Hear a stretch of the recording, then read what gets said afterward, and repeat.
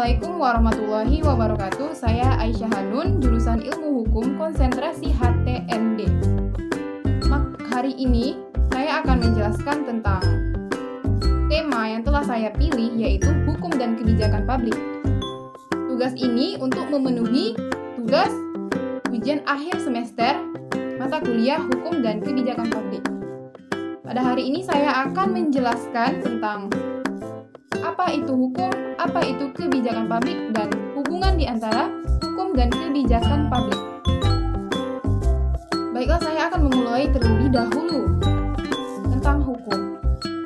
Hukum, pengertian hukum adalah seperangkat sistem aturan di suatu negara.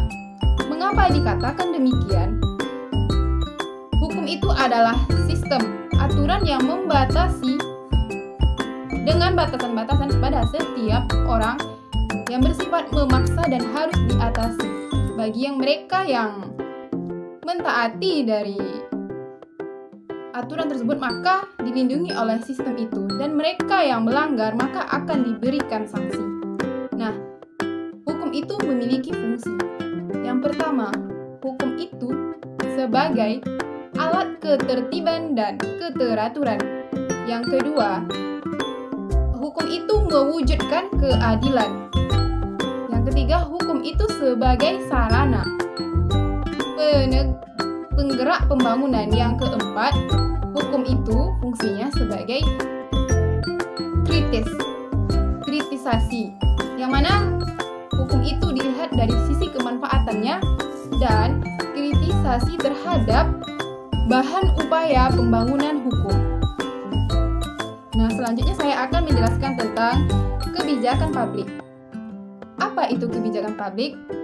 Definisi dari para ahli mengatakan bahwa kebijakan publik itu adalah suatu kebijakan yang dikerjakan dan tidak dikerjakan oleh pemerintah. Nah, Sasmita berpendapat bahwa pengertian dari kebijakan publik tersebut adalah yang pertama, apa yang dilakukan dan tidak dilakukan oleh pemerintah mengenai dari suatu masalah. Yang kedua, apa yang menyebabkan dilahirkannya kebijakan publik itu. Yang ketiga, apa pengaruhnya dilahirkannya kebijakan publik itu, apa sebabnya jika tidak dilakukan dan tidak dilakukan. Kesimpulan dari definisi kebijakan publik itu tersendiri. Yang pertama, kebijakan publik itu merupakan penetapan tindakan pemerintah yang dibuat administratur publik. Maka dalam hal ini dipahami bahwa kebijakan publik itu adalah penetapan tindakan pemerintah yang dibuat pejabat negara atau perangkat administratur publik. Yang kedua, kebijakan publik tidak hanya cukup dinyatakan dalam bentuk teks formal, namun juga dilaksanakan atau diimplementasikan secara nyata. Yang ketiga, kebijakan publik tersebut pada hakikatnya harus memiliki tujuan-tujuan, dampak-dampak baik jangka panjang atau jangka pendek yang telah dipikirkan ataupun dipikirkan secara matang terlebih dahulu. Yang keempat, bersifat mengatur kehidupan bersama ataupun publik, bukan hanya perorangan atau golongan-golongan tertentu saja. Dalam rangka memenuhi segala kepentingan dari rakyat, maka semua rakyat harus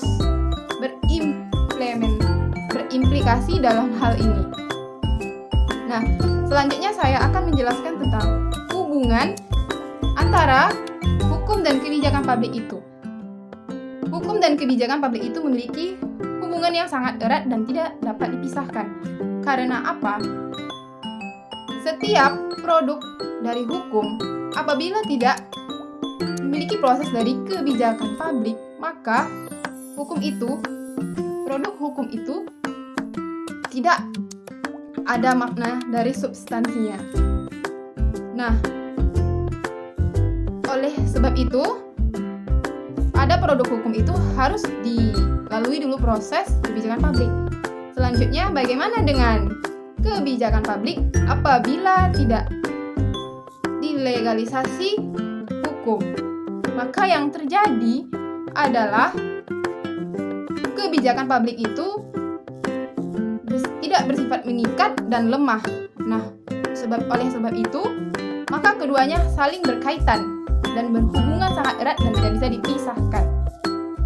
Nah, itu tadi adalah semua penjelasan yang telah saya cari atau materi yang telah saya dapatkan dari apa yang telah Bapak jelaskan dari mata kuliah hukum dan kebijakan publik. Cukup sekian dari video yang saya ambil ini.